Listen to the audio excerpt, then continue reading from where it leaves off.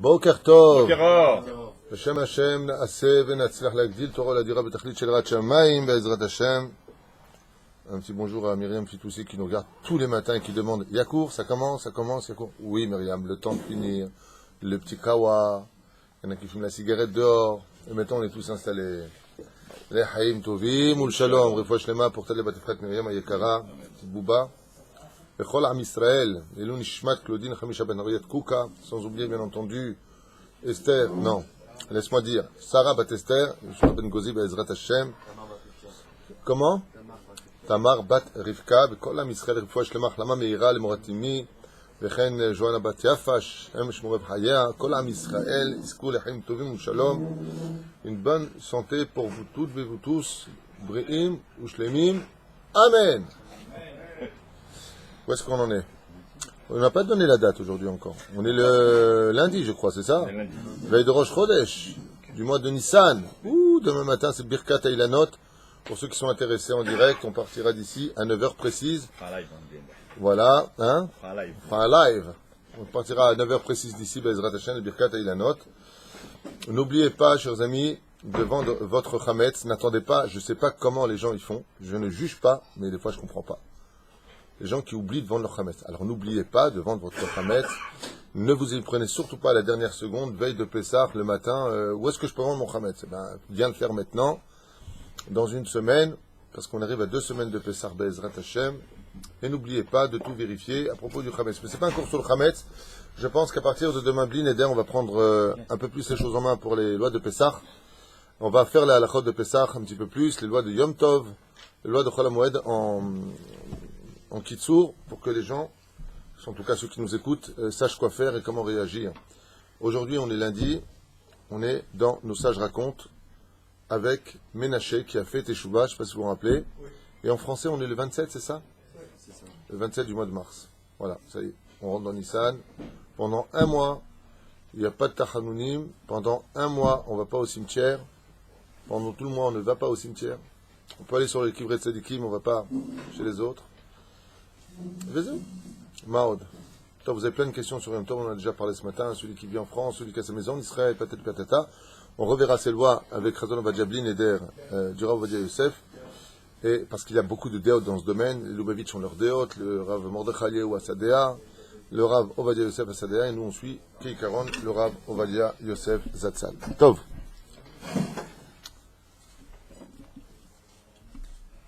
Juste encore une petite seconde.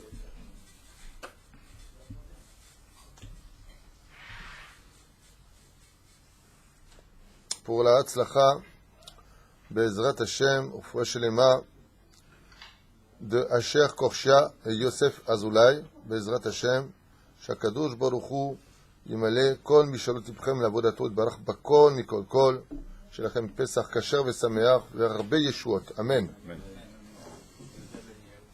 Yehuda ben Eliyahu, Hashem Yishmum Chayo, Vaje Yichon Yirach, Tamid Bayesh.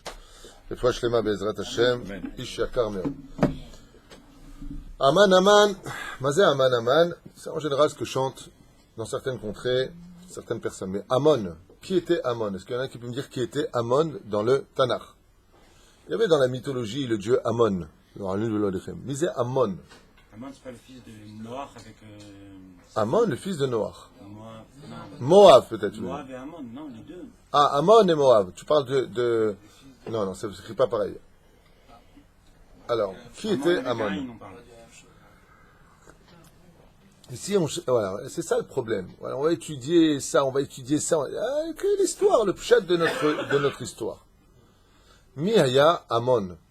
Amon était tout simplement le fils du roi Ménaché. Le petit-fils de Chizkiyahu, tout simplement, on est dans la lignée. N'importe quelle personne qui aurait suivi aurait dit, c'est le fils de Ménaché, puisqu'on est en train de suivre. Nos sages racontent. Amon. Donc Ménaché, vous vous rappelez, ce roi impie a fait une totale teshuva. Dieu a fait un grand miracle pour lui. On avait posé la question, comment se fait-il que Akadosh Baruch Hu, Boré Olam, il a tellement de patience pour l'un et pour l'autre. Et je vous avais expliqué que tout cela dépend du niveau d'âme. Il y a des gens qui méritent d'être plus attendus que d'autres. Et Et nous, on n'y voit rien, on ne comprend rien. Et très souvent, ce sont les gens de petitesse, les gens auxquels on s'attendait le moins, qui ont des âmes en général extrêmement élevées. C'est là. Faites très attention à cette situation ou connotation de voir des gens... Adam, il lève la tête tout de suite, oui, c'est vrai. Il confirme. Vous voyez des gens simples comme ça, qui n'ont pas spécialement une grande situation, des gens qui n'en savent pas beaucoup dans la vie. Méfiez-vous de ce genre d'illusion. Très souvent, ce sont ces gens-là qui ont une âme. S'ils sortaient de leur corps et que vous sortiriez de votre corps, ou que nous sortirions de notre corps, on ne leur atteindrait même pas la cheville. Tassim ou lève les ailes. La reine, Ménaché, c'est une âme qui est très élevée. Ménaché, s'il avait fait une teshuva depuis le début sans briser le monde, aurait pu être l'héritier du Melech HaMashiach. Pour vous dire qui était le roi Ménaché. Et la reine, Dieu attend les grandes âmes. C'est comme un jour, ce que m'a lu hier mon épouse, qui lui a envoyé je ne sais pas qui. Vous savez, les slogans qu'on envoie constamment par SMS, par WhatsApp, m'avaient tué avec ça. Okay? Alors, c'est un goy qui dit à un juif, je comprends pas, pourquoi on ne peut pas embrasser les filles juives? On fait la bise. C'est une tradition de faire la bise. Tu as lu ça? C'est très mignon. Un anglais. Ouais, un anglais, il lui a dit ça. Il lui a dit, toi, tu vas là, Élisabeth, la reine d'Angleterre, si tu la vois sur ton chemin, tu iras lui faire la bise. Il lui a dit, non, on ne peut pas lui faire la bise. Il dit, pourquoi? Mais c'est la reine. Mais il y a quelques personnes qui peuvent, comme son mari, comme... Il lui a dit, dans le judaïsme, c'est pareil. Chaque fille juive, c'est une reine. On ne va pas faire stam la bise à une reine. La reine, Bezrat Hashem, Kol Wahad Bimkomo. Chaque personne de nous est une reine, Baruch Hashem. Amon ben Menachem el Yehuda alach bedarche aviv arasha. Amon, il a adoré tous les mauvais penchants de son père. Il aimait la vodazara, il a aimé la vodazara. Il aimait l'oseille, il a aimé l'oseille. Il aimait le sexe, il a aimé le sexe. Il a aimé mentir, il a aimé mentir. Il a... Kol mashayabo yarash. Il a hérité de son père, le alenu velo alechem. Vosif al-hatav od va'od. Mais comme il a beaucoup aimé ce que faisait son père avant d'avoir fait tchouva, il a rajouté sur les avérotes de son père d'autres avérotes. Et ça, vous voyez que c'est une très très grande punition. Quand une personne, le alenu velo alechem, fait teshuvah, et que son fils ne va pas sur le chemin de la Torah, comment on appelle le père qui a fait teshuvah? Racha. Le plus important dans ce monde, plus que ta propre vie, c'est qui seront tes enfants. C'est pour ça que la plus belle affaire qu'un homme puisse faire de toute son existence, la plus belle affaire de toute sa vie, au-delà d'acheter n'importe quelle villa et n'importe quelle voiture et n'importe quel hôtel dans sa vie, la plus belle affaire qu'il puisse faire, c'est avoir des enfants dans la Torah. Ça, c'est la iska numéro 1 qu'un homme puisse trouver dans sa vie. C'est Adavar Arishon. Yeled sheshlo irat shamayim, quelqu'un qui a de l'irat shamayim, c'est Adavar Achigadol. Pourquoi? Parce que s'il a un fils qui n'est pas dans la Torah, l'oralenu velo alechem, dans le ciel, même si lui il était tzaddik, il perd son titre de tzaddik à cause de son fils. Lama lo chinachta oto karaoui. C'est ça que les parents s'inquiètent constamment. Qu'est-ce qu'il va faire? Il faut qu'il fasse des études, il faut qu'il fasse des études. Yaoul dit, avant de t'occuper des études de ton fils, occupe-toi de la hirat shamayim de ton fils. D'abord qu'il ait de la hirat shamayim, qu'il se comporte comme quelqu'un de bien, qu'il ait du respect, qu'il sache comment vivre les choses, avant de t'occuper, qu'il ait une parnassa et qu'il ait quelque chose. Ça fait partie du ta'alir, ça fait partie du processus, mais ça ne fait pas partie du processus en priorité. Hein? On ne peut pas ne pas penser à Yitzhak. On ne peut pas ne pas penser à Yitzhak. Non, donc toi tu ne peux pas penser à Yitzhak. Non, Yitzhak et Sav. C'est un reproche qui a été fait à Yitzhak ou son fils. Oh, il fait méhod. Je m'attendais à une gourde, mais là je vois que tu dis des choses bien. Il dit, alors qu'est-ce qui s'est passé pour Esav? C'est pour ça que la Gemara vient expliquer que Esav s'est déconnecté, même par le sang, de son rapport avec Yitzhak et Rivka. Il s'est déconnecté. Yatsa mi'am Israël. Parce qu'à la base, il fait partie d'Israël, Esav. Et la Gemara nous dit qu'il a coupé le cordon ombilical spirituel avec la nation d'Israël. Il a créé sa propre nation, c'est marqué dans la Torah. Il est parti s'installer à Har Seir pour dire par là qu'il s'est créé ses propres cheveux. Il y a beaucoup à dire sur Alpi Kabbalah, parce que nous sommes tous reliés par des cheveux spirituels dans le monde d'en haut. C'est ça qu'on appelle Chut Hashmal. Et il s'est créé lui-même ses propres cheveux. Donc, pour répondre à ta question, dans le ciel, on ne considère plus Esav comme le fils de Yitzhak. Mais Esav est une entité à part entière qui va devenir le père lui-même d'une nation, d'une source de la Sitra Hara. C'est là. Et Sifra Torah Asher Bevet Amikdash, Siva Lisrof. Donc qu'est-ce qu'il a fait lui? Il a ordonné la première des choses, il s'est rendu compte, il dit mais c'est quoi le problème? Quelle est la potion de ce peuple d'Israël qu'on n'arrive pas à assimiler? Quelle est leur potion? Il a compris que c'était l'étude de la Torah. Qu'est-ce qu'il a fait? Lo ale novelo alechem, un nom à retenir, Amon. N'appelez pas vos enfants du nom de Amon. Sinon, ça sera Amon Be'ayot. Il a fait brûler tous les sifrei Torah dans le Beth Amikdash. Tous les sifrei Torah qu'il y avait là-bas, il est parti les faire brûler. C'est pas les srof. Vasar ala kohanim le'akriv korbanot ala gabe hamizbeach. Et pour laisser les enfants d'Israël avec leurs fautes, il a interdit de pratiquer les korbanot, les sacrifices. Amon yada she'aviv harasha hazar b'tshuva basof yamav. Il a su que son père avait fait tchouva juste avant de mourir. Et Gam lo ratza lasot kach. Il a dit, moi j'ai compris. Mon père, il avait encore une ouverture pour faire tchouva. Moi je serai plus malin que lui. Je vais devenir tellement rachat, comme ça c'est certain qu'il n'y aura même pas par où m'attraper pour que je fasse tchouva. On va les mettre la mytho. Quand on a vu la vie de son père, qui était un grand rachat, un yen, pourquoi il a fait tchouva? C'était quoi le fil qui a fait faire tchouva? Quel est le srout qui a ramené son père, le roi Ménaché, à faire tchouva alors qu'il était rachat gamour? Son père. C'est-à-dire. Son père, c'était un tzaddik. Et alors? Sroutavot, il a vécu bien malgré le fait que ce soit rachat, on a déjà expliqué. Des fois, vous voyez des gens mécréants qui vivent sur terre, ils ne méritent rien, et ils vivent, waouh! Pourquoi? Sroutavot. Ils ont un grand-père, arrière-grand-père, c'est un tzaddik gamour. Aval, lui, il a maintenant, il n'a pas de Sroutavot. Lui, il a un père, c'est un rachat gamour. Il a fait tchouva. La question que je pose, c'est qu'est-ce qui a permis, malgré tout, à faire tchouva ménaché? C'est-à-dire, quel a été le fil conducteur qui a enfin délié cette clipa qui était en lui? C'est la question que je pose. Sans rap. Hein? Un sans fond? Ses enfants. Ah, ses enfants. Non, pas vraiment, ses enfants, mais. C'est un. Hein? Il l'a sauvé de la mort. C'est ce qu'on a étudié. Ça ne sais pas. Anish Shoel Sheela. Je pose une question simple. Je demande quelle heure vous me dites les murs sont blancs. C'est bien. C'est pas la question que je pose. La question que je pose, c'est quel a été le fil qui a permis de pouvoir tirer du trou le roi Ménaché? C'était quoi ce trou? Non. Alors, réponse. Son père, le roi Hiskiaou, n'a pas cessé de prier pour que son fils fasse teshuvah. Zetfilat Aviv. Il a prié son père Blissov pour que Ménaché, son fils, le seul qui était resté vivant, fasse teshuvah. Hatfilah shel Aviv itziloto. C'est pour ça que cet exemple-là du Tanakh doit nous servir pour nous. Des fois, pourquoi nos enfants ne font pas de teshuvah? Alors, est-ce que tu pries avec des larmes pour qu'ils fassent teshuvah? Hachem tarzir oto biteshuvah. Comme je connais une maman, que Dieu la bénisse, une blonde à Natania, tous les matins, sur son fauteuil, tous les matins, elle fait des teilim sur teilim sur teilim pour que tous ses enfants fassent teshuvah. Tous les matins, elle met de la tzedaka pour chacun de ses enfants qu'elle fait teshuvah. Est-ce que tu fais ça tous les jours? Est-ce que tu verses des larmes pour eux? Après, je lui dis, maman, mais qu'est-ce que tu fais après les teilim? Elle me dit, je prends le sidour, un nini, je sais pas quoi, et elle prie pour chacun de ses enfants. Chaque ami qu'elle connaît.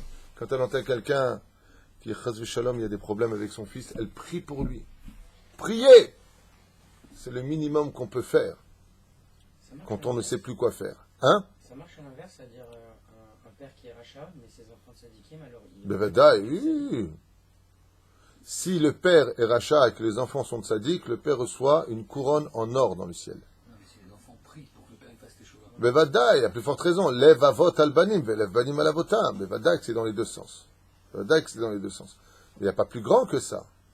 Il n'y a pas plus fort que ça. Il n'y a pas plus merveilleux que ça. D'ailleurs, derech hagav, les enfants se doivent de prier pour les parents. Et dans cette génération hautaine et particulièrement provocatrice, la plus grande réflexion qu'on puisse faire à nos enfants, c'est de prier pour eux. C'est de prier pour eux. Avant, c'était très courant la prière. Dès qu'il y avait un problème, c'était rare quand c'était les beaux-parents à l'époque. Aujourd'hui, il n'y a que ça, des problèmes avec les beaux-parents, de ce que j'entends à droite et à gauche. Même encore hier soir, j'étais avec quelqu'un, il parlait de problèmes de beaux-parents. Aval Keikaron, Rabotai. Avant tout, vous savez ce que faisaient les gens? Non. Quand je dis avant, il n'y a pas tellement longtemps. Il y a une cinquantaine d'années, 60 ans en arrière, même en Tunisie, en Algérie, au Maroc, qu'est-ce que faisaient les gens en général? Il y avait un problème, ils allaient à la synagogue. Ils ouvraient le Yuchal, ils mettaient un talit, ils priaient. De tout temps, ça a toujours été comme ça. Problème avec la banque, problème d'argent, problème de santé, problème... Bon, où tu vas? Je parle à Dieu. Les gens rentraient à la synagogue, ils ouvraient le Yuchal, ils posaient les deux mains sur le Sefer Torah, ils avaient le talit, et ils parlaient avec Hachem, ils pleuraient. C'est incroyable. C'est incroyable. Aujourd'hui, on a presque honte de le faire. Quoi, t'as un portable, Internet, t'es encore à l'ancienne école. C'est la meilleure école. Comme ça, c'était avant. Vous savez ça, Jackie? De tout temps, les gens allaient prier à la Beth Knesset. Tu le vois dans la Gemara. Vite, rentrez tous à la synagogue pour prier. Ils étaient connectés. Ils avaient le numéro de téléphone d'Hachem. Aujourd'hui, on a le numéro de téléphone de tout le monde, sauf celui d'Hachem. C'est extraordinaire. Tu as un problème, tu vas à la synagogue, tu ouvres le Echal, tu pleures devant les secrets Torah, tu les embrasses, et tu parles avec Hachem. Waouh! Aujourd'hui, tu fais ça, on t'embarque en police, on en tient un. D'accord? Sachez ça. Les gens, avant, ils n'avaient pas de problème. Ils croyaient en la valeur de la prière. Maman, il veut plus parler avec moi. Qu'est-ce qu'elle disait à la mère? Je vais prier pour qu'il te reprenne. Les gens, ils croyaient en la valeur de la prière.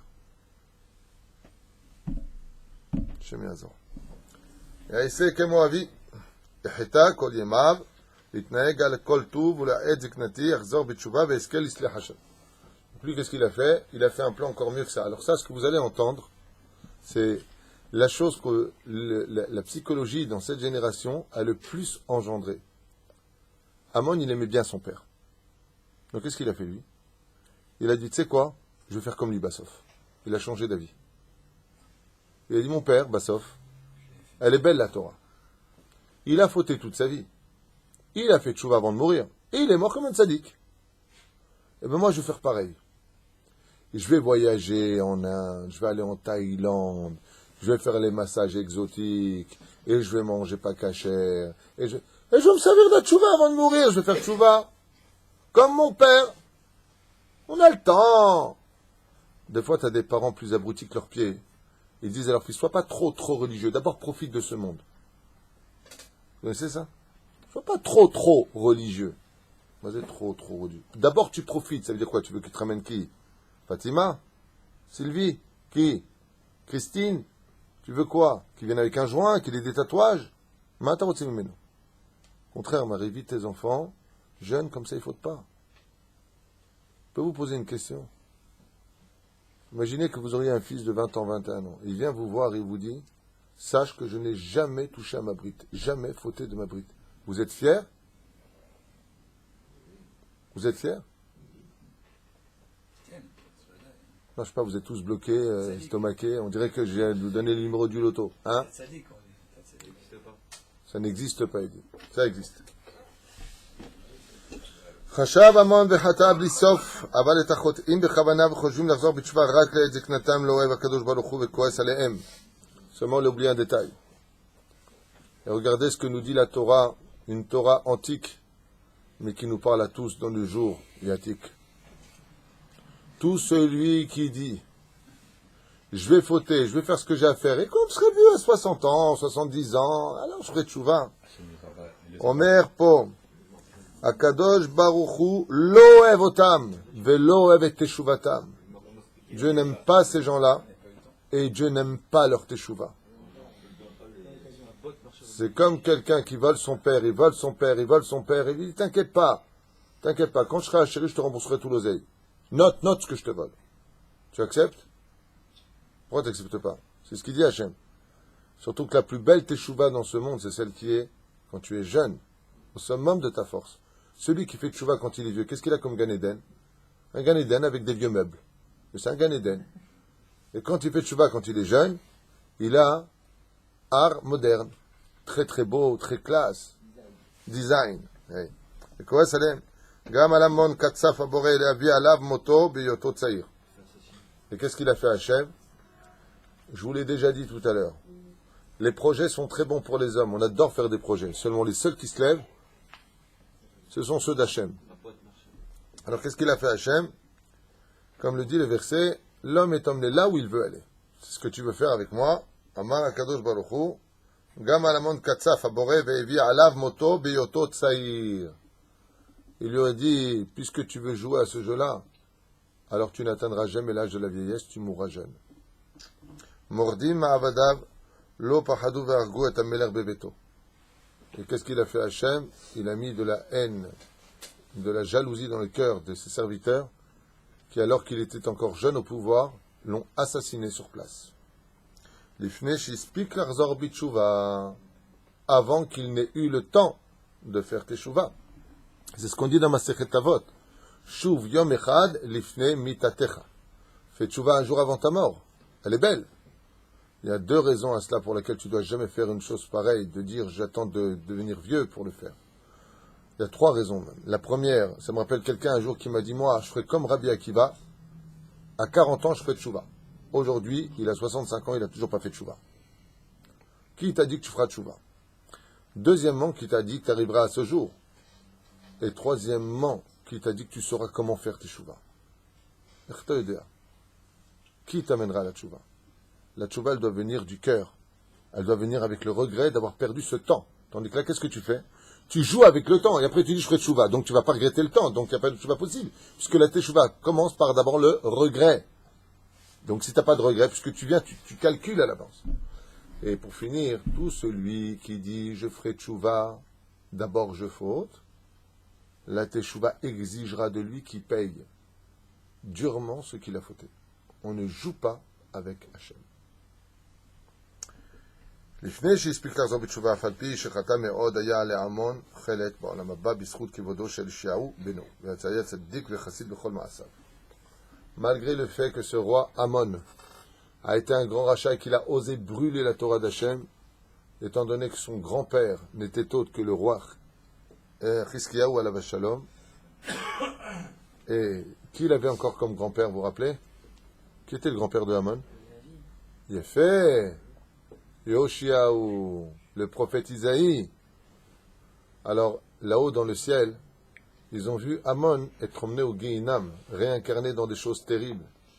Alors, qu'est-ce qu'il a fait, Yoshiaou? Il est sorti de son Olam Haba, il a dit, maître du monde, le Gan Eden d'un homme, s'il n'est pas entouré de sa descendance et de ses enfants, ses petits-enfants, à quoi lui sert cette grande maison? À quoi ça lui sert toute cette lumière? Il lui a dit, tu m'as donné un salaire en me disant que j'avais un srout incommensurable, que je méritais mon Gan Eden. Mais pour un grand-père et pour un père, s'il a tout ça et qu'il n'a pas ses enfants à sa table, c'est pas un cadeau. Alors en l'honneur du prophète Ishayahu et en l'honneur du roi Chizkiyahu, il a eu une part au monde futur. Pas pour lui. Parce que dans le salaire d'un tzaddik, vous voyez ce que c'est d'un tzaddik? Il fait tchouva pour lui. Il fait grandir le nom d'Hachem. Il sauve lui et toute sa descendance. Qu'est-ce qu'il lui a dit? Il lui a dit, mais imagine maintenant, Bezrat Hachem, chacun a une très très belle maison, Dallas, ton univers impitoyable. Il a une maison de folie, une piscine de folie. Il a un ranch avec les chevaux à côté. Il a des toboggans. Il a. Il est lui avec sa femme. Personne d'autre. Il a quoi? Rasra. Vous l'avez dit vous-même. Il a une rasra. Par contre, il a moins que ça. Il est à sa table, il voit ses enfants, ses petits-enfants, ses petits-enfants, ils sont tous à table et tout le monde tourne autour de lui. Vous préférez quel cas de figure? Deuxième. Alors, tous ces enfants, c'est une grande richesse d'avoir sa famille près de soi. C'est une grande richesse. Il y a des gens qui ne le vivent même plus aujourd'hui. Il y a des gens qui vivent même plus cette richesse d'avoir une belle famille. Ah, vous venez tous? Ah, ou, un. Je ne vais pas faire un hors-sujet, mais ça vaut pour le Rav et ses élèves? Oui. Après 120 ans? Oui. Alors, ce que tu viens de dire, est-ce que ça vaut pour le Rav et ses élèves? Oui. Mais de l'autre côté. Il y a marqué, tout celui qui mezaket à Tzibour, en het ba'al yado. Dieu évitera pour lui les fautes. Pourquoi? Parce que c'est dans le sens contraire. Ce qu'il faut savoir, c'est que quand on a un Rav, c'est pas simplement le Rav qui amène les élèves au Olam Haba, c'est surtout les élèves qui amènent leur Rav au Olam Haba. Lama. Parce que la Gemara nous dit, Ki lo yafeh she'atalmidi began Eden ve'arav beginam. C'est pas joli que les élèves ils soient tous montés au Gan Eden. Et le Rav, il est tombé. Alors il va, lui où? Au Gehinam. Et c'est ce qu'a dit Rabbi Meir, Ba'alanes. Lui qui était l'élève de Elisha ben Abouya, qu'est-ce qu'il a dit? Quand est mort son rave, alors qu'il était impie, Elisha ben Abouya, il a dit, le jour de ma mort, je te montrerai de là-bas et je te rentrerai pendant le Guéinam pour aller dans le Gan Eden. Oh, lama. Il disait, là, il a fait, Rabbi Meir, il a chalek le lama-ba. Son rave Elisha ben Abouya, qui allait avec les goyotes et qui arrachait les légumes pendant Shabbat de la terre, il faisait des Issourim. Il dit quoi? Alors l'élève, il va au Gan Eden, et le rave, il va au Guéinam. Amar Rabbi Yochanan, il a dit, le jour où je meurs, moi je rentre au Gan Eden. Dans le cas de celui qui s'investit pour des élèves, celui qui le sauve, c'est surtout les élèves qui viennent sauver le rave. C'est eux qui viennent sauver le rave. Celui qui doit remercier entre un rave et des élèves, c'est que d'abord s'il n'y a pas d'élèves, il n'y a pas de rave, à moins que ce soit un ravagé. Mais c'est surtout les élèves qui donnent le mérite au rave d'être un rave. C'est bien. Ah, vous avez dit que La reine, les rabbanim doivent remercier constamment et voir leurs élèves comme des diamants, avec beaucoup de respect, et ne pas les alzel bahem en disant toi et toi et toi. Chaz ve shalom. Un rave qui est digne de ce nom, c'est un rave qui a beaucoup de tenue et de retenue pour ses élèves, et qui doit les considérer chacun comme un ministre. Parce que grâce à ses élèves, il est ce qu'il peut être, et sa Torah a de la valeur. Je déteste ce côté relation rave et élève, le rave il est mezalzel comme ça, on y lo avec l'homme est kabel et zegam. vous avez dit le père d'un fils méritant, il a une couronne sur la tête. Est-ce que le fils, il peut lui dire ça? Est-ce que le fils, il peut lui dire ça? D'abord, il faudrait que le fils, il soit sadique. Oui. Pour le dire. Dans l'absolu, on ne le dit pas. Parce que ce serait descendre son père. La Gemara le dit. Un jour, il l'entendra dans un chiour. Quelqu'un le lui dira. Bar mezake de aboua. C'est le fils qui sauve le père. C'est tout le temps le fils qui sauve le père. Dans le monde d'en bas, tout est mensonge. Dans le monde d'en haut, tout est vérité. Celui qui a des fils qui sont dans la Torah, Managilch. Il n'y a pas plus que ça.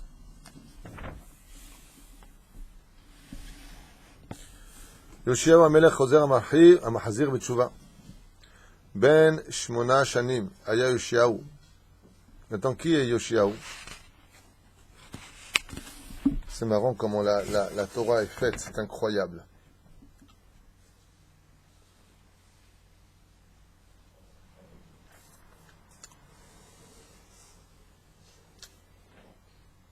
Oh, autant pour moi. Je reviens un tout petit peu en arrière. Non seulement les aïeux, ils se sont plaints, mais Amon, il a eu un fils qui s'appelait Yoshiaou. Autant pour moi, j'ai pas lu en bas. Qui c'était Yoshiaou, le fils de Amon. Yoshiaou était un tzaddik gamour. Étant donné que son fils était tzaddik gamour, Amon, quand il est parti rachat dans le monde d'en haut, on lui a dit kol hakavod. Il lui a dit kol hakavod. Il lui a dit d'avoir laissé une perle pareille. Aya le Amon Helek Baolam Haba, Bisrout Kevodo Shel Yoshiaou Beno, son fils. Shaya Tzaddik Bechassib Bechol Ma'asav. Il a eu un fils qui était tzaddik. Et par le mérite aussi de son fils, donc Srout Avot et Srout des enfants. Vous vous rendez compte? Extraordinaire. Ben Shmone Shanim Yoshiaou Bemalcho. À quel âge il est devenu roi d'Israël, Jackie? Yoshiaou 8 ans. Et le roi Salomon 12 ans. Et le roi David 17 ans. Non. Non, parce que vous voulez frimer, alors je fais un petit examen. Hein? Et le roi David, à quel âge il a été? 30 ans. Il a fait méode. Comment tu dis 30 ans? Ben, s'il a vécu 70 ans et qu'il a été roi à 40 ans, ça veut dire qu'à 30 ans, il était roi. Il a fait méode. Combien de temps à Hebron? Combien de temps à Jérusalem? 33 ans et 7 ans. Hazak ou Bakbouk. Yallah. C'est fait? C'est ça être un bon juif. Je veux la vérité, connaître son histoire. Des choses simples. Qui a été roi, qui a fait quoi, qui a fait. Intéressant. Vous devriez revenir plus souvent sur ces cours de notre histoire parce qu'elles sont remplies d'enseignements pour nous aujourd'hui. Et vous voyez, dans quel pays ils étaient rois ici? Dans quel pays on parle depuis des mois et des mois de nos rois d'Israël? Dans quel pays ils étaient? Dans quel pays? Mais je comprends pas, je posais des questions simples, tout le monde est bloqué comme ça. En Israël, bah dites-le. Mais c'est pas possible. 2 et 2, ils sont là en train de... Mon Dieu, mais ça fait combien 2 et 2? C'est tellement simple que. Vous avez eu peur. Donc, c'est quoi, c'est un piège? Dans quel pays ils étaient en Israël? Comment on peut parler de la Palestine? Comment les gens, ils peuvent imaginer qu'on parle d'un pays qui s'appelle la Palestine? Regardez notre histoire. Hein? C'est quoi la Palestine? C'est une grande question. La Palestine est un nom qui a été repris par les mandats anglais quand ils sont partis d'ici. Ils nous ont jeté une grande poubelle. Ils ont créé un pseudo-peuple. Et ils l'ont appelé ça la Palestine, pris du mot philistin qui était sur la bande de Gaza. Et ils en ont fait une pseudo-histoire pour faire naître un peuple venu de nulle part, et qui a eu pour premier président de leur peuple, dit peuple cosmopolite, inventé de toutes parts, le premier et plus grand terroriste recherché international, Yasser Arafat. Égypto-tunisien, absolument. Voilà. Donc, comme ça, les choses sont claires. Et aujourd'hui, ils sont à l'ONU en train de voter. On leur fait la rue à Arafat à Paris, là-bas en Arabie Saoudite. Et on leur fait et on leur donne. Mais ne vous inquiétez pas, les nations du monde. Dieu a beaucoup d'humour. Le mal que vous voulez nous faire, vous allez le subir sur votre territoire et ça a déjà bien commencé. La voiture bélier, ça vous dit quelque chose? Aux informations, la voiture bélier n'était pas appelée comme étant un attentat. Ils n'ont pas défini ça comme un attentat. Qu'est-ce qu'il a fait? Hachem, il a renvoyé la voiture bélier où? En Angleterre. Et comment vous appelez ça là-bas? Un attentat. C'est pas la même chose, parce que c'était pas la même marque de la voiture. Et le même en Israël, à Jérusalem, ils disent un Palestinien tué, un accident de la route. Un accident de la route. Pas le même sang. Le sang juif et le sang. Un Palestinien tué sur la route. Il y a une magnifique vidéo que nous a envoyée hier cher Salfati. Magnifique vidéo, je l'ai vue sur l'ONU. Vous avez vu cette vidéo? Elle est très touchante, cette vidéo. Vous voyez comme ça à l'ONU, donc, toutes les nations du monde, et surtout les pays arabes, qui nous aiment tellement, exactement à propos de l'apartheid. Ouais. Tout le monde nous condamne. Tout le monde nous condamne. Tout le monde nous condamne. Israël, Israël, Israël. Tout le monde est condamné. Il y en a un qui se lève, on ne sait pas d'où il sort. Pas un juif. Et bien entendu, il va laisser tout le monde la bouche ouverte sans que personne ne puisse... Un silence de mort. Il va leur dire des vérités qui laissera tout le monde, mamache, la bouche bée. Il faut voir cette vidéo, elle est impressionnante. Il y a une minute de silence total. Il n'y avait pas de réponse à donner. Il leur a dit, vous parlez d'un pays qui met en apartheid. Vous savez combien il y a d'Arabes israéliens avec une Théouda Zéout israélienne? Vous savez combien il y a de policiers en Israël qui sont arabes? Vous savez combien dans l'armée il y a de musulmans qui servent dans l'armée d'Israël? Vous savez combien il y a de juges et de juges suprêmes? Vous savez qu'à la Knesset, les Arabes qui crachent sur l'armée israélienne sont payés par le gouvernement israélien, que la liberté d'expression est totale.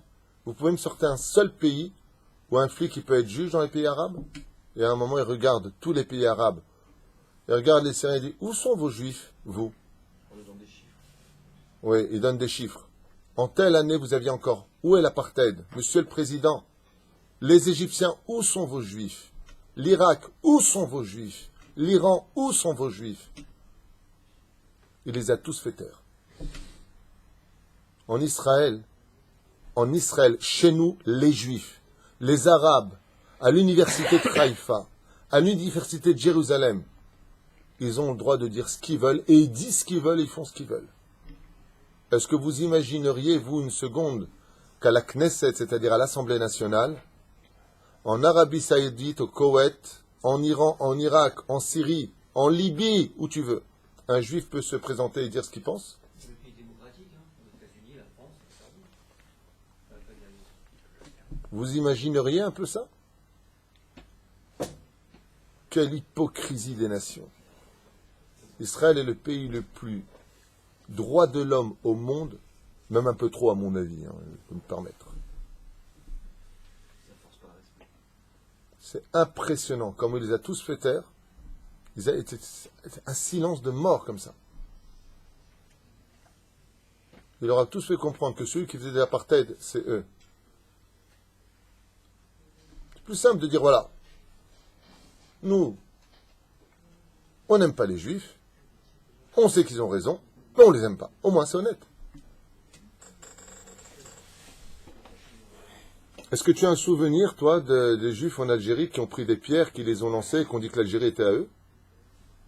Est-ce qu'on a un seul souvenir que les Arabes ont subi l'agressivité des juifs dans un pays? Est-ce qu'on a déjà vu des manifestations de juifs agressifs dans l'histoire? Jamais. Ni au Maroc, ni en Libye, ni en Syrie, ni en Irak, ni en Iran. Ni dans aucun pays, ni en Russie, ni en France. Est-ce qu'on a fait du mal? Jamais. Au contraire, moi qui à l'époque étais entraîneur à la Fédération des Juifs de France, enfin qui était là-bas pendant une petite période, c'était la période de la sécurité, les flics français ne voulaient travailler qu'avec les Juifs. Ils voulaient travailler qu'avec nous. Pour la sécurité des fêtes juives, ils travaillaient avec nous. J'étais très content. Ils nous donnaient des permissions et on avait même le droit de mettre nous les barrières. Ils avaient une confiance en nous.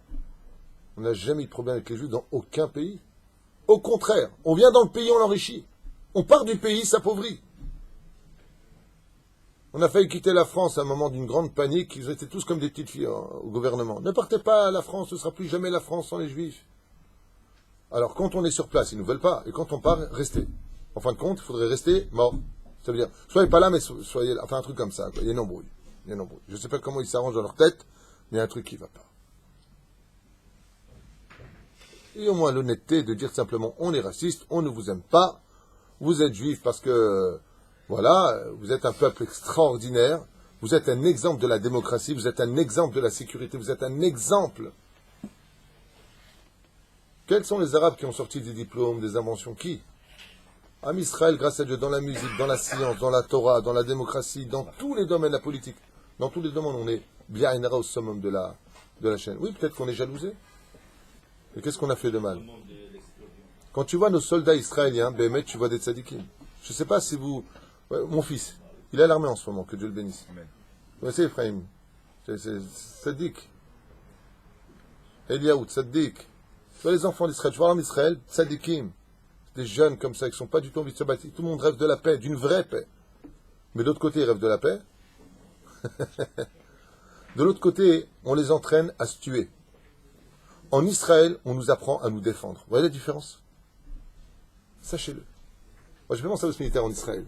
En Israël, on ne t'apprend pas à tuer, on t'apprend à te défendre. L'armée de défense d'Israël. C'est le titre qu'on a donné. Tzva Hagana l'Israël. L'armée de défense d'Israël, pas l'armée d'attaque d'Israël.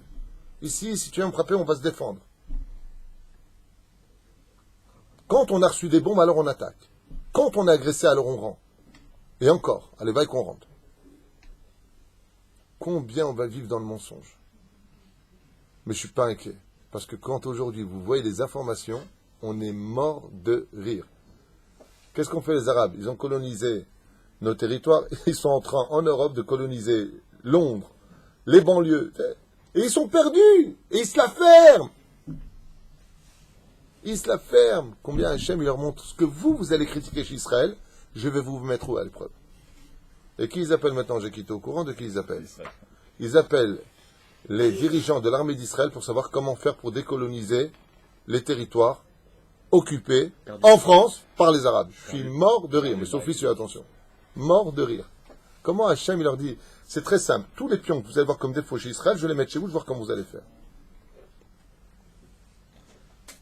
C'est pas pareil. Les territoires perdus de la République. C'est pas pareil. Ah, ya Rabbi. Allez, je vous libère. Yoshiaou, on se verra demain pour une série d'halachot sur Pesach, les Haïm Tovim ou Shalom. Mais surtout, écoutez bien ce que j'ai à vous dire, chers amis, avant de vous quitter. Ce que je vous dis, c'est pas de la politique. Je suis 100% Torah ici, c'est un bête midrash. Et ce que je dis, c'est 100% Torah. Même quand je parle de tout ça, ce que je dis, c'est pas une insulte, c'est pas une malédiction pour l'Europe ou pour autre, c'est un état de fait sur le terrain. Aval, soyez fiers d'être juifs, soyez contents de l'être. Vous avez un pays, c'est Israël. On a une superbe armée, on a de très bons rabbanim, et on a une très très belle qualité de vie grâce à Dieu. On a Shabbat, on a Yom Tov, on a Pessah. Demain, enfin, on va faire Birkat Eilanot. Dieu nous invite constamment à sa table, la table des mitzvot. Alors soyez tout le temps souriants, parce que même si vous êtes démunis de beaucoup de choses dans cette génération, vous avez une chose qu'on ne pourra jamais vous voler, c'est votre judaïsme. Kol Tov. D'accord.